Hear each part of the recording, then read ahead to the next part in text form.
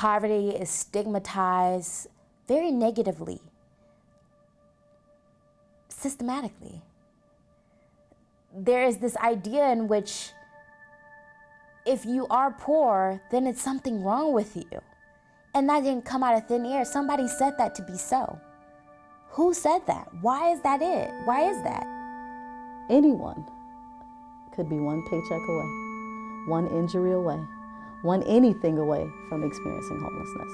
In many cities around the world, including Ann Arbor, there's extreme wealth right next to extreme poverty. Oftentimes, for the people who walk the streets of the extreme wealth and spend time in the nice buildings and places that have lots of resources, it's easy to not realize what might be across the fence. I was a school teacher in Detroit.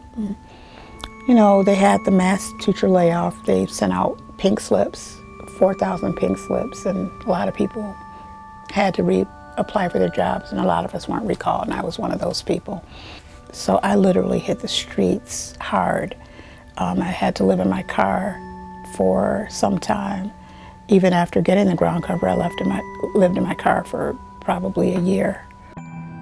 The way that policies are set up in the United States, there's not often a basic living standard that's supported for everyone. And so it's really easy for people who don't have that kind of wealth and resources to just fall through the cracks. Having nothing, having to rely on only like cans and bottles, and I even panhandled during that time, wasn't enough. Society's conditioned to more or less hate the poor, and I sense a lot of that when I'm on the street selling the paper. Not welcome at the library, you're not welcome at the coffee shop, you know, because you look homeless in some particular way. When we come to the library or wherever we are, we've come from some circumstances that a lot of people can't even imagine.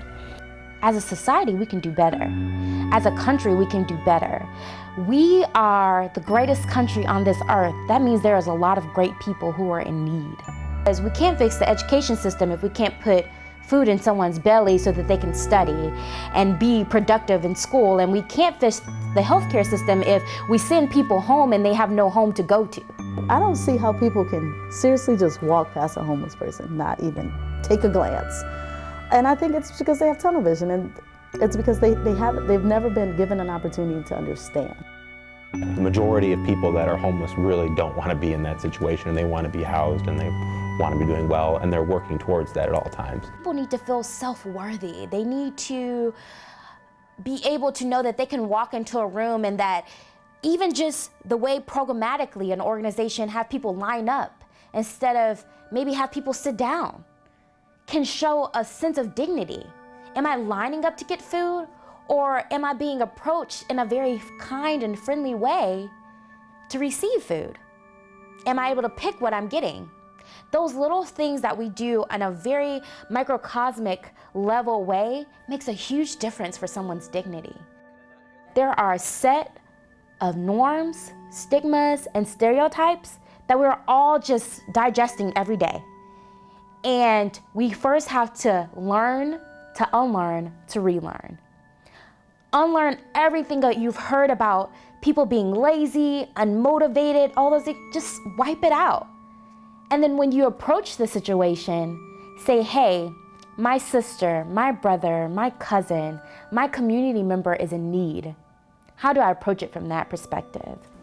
When you treat people with dignity, they ultimately have better outcomes. You know, they are more successful in what they do.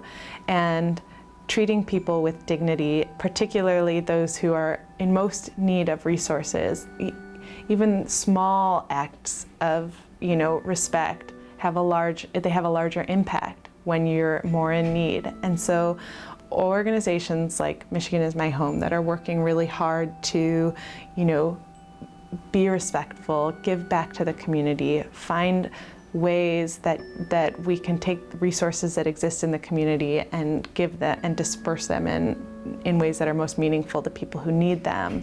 You know, those types of acts are going to have a really big impact in our community.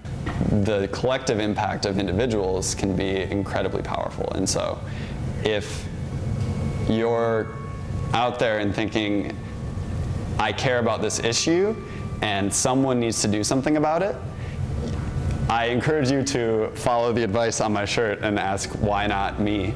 Because your action doesn't necessarily have to be creating a new organization that solves this entire problem. It could be as simple as taking a few hours, going to volunteer with an organization that's doing really good work, or even as simple as just acknowledging and saying hello to the person on the street rather than walking by them.